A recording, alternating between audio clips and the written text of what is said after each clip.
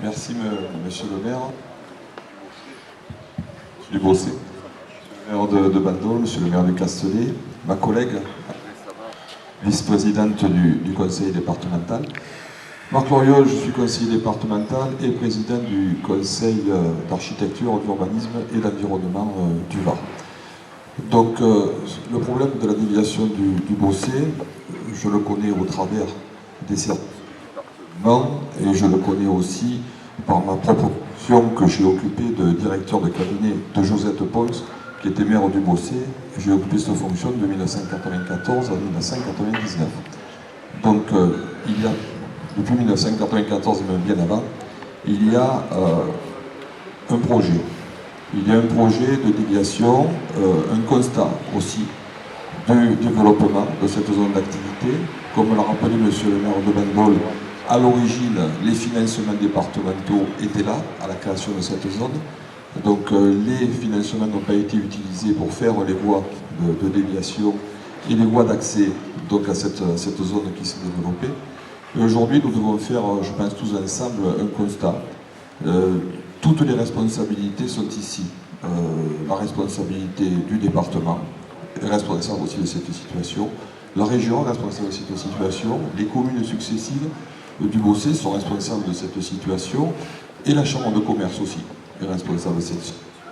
On ne trouvera pas de solution pérenne, immédiate, ni de solution durable et efficace si on ne met pas tous ces acteurs autour de la table. Nous avons, monsieur le maire du Bossé, participé aux ateliers du territoire. Nous avons, et personnellement, j'ai vertement interpellé monsieur le préfet Vince Richard à Sainte-Anne-du-Castellet il y a quelques mois sur l'urgence et la dangerosité de la situation. J'ai été reçu par le maire de Cluj, avec qui nous sommes expliqués, parce que nous n'avons pas admis ce manque de solidarité vis-à-vis du département du Var. On va dire, la préfecture des Bouches-du-Rhône, à mon sens, n'a pas joué son rôle lorsque Cluj a pris de manière unilatérale son arrêté d'interdiction de traverser les poids lourds. Et nous sommes aujourd'hui en face d'une situation qui est inextricable. Inextricable, le département du Var, dans son action et d'après ses prérogatives, a réservé déjà plus de 20 millions d'euros pour cette traversée.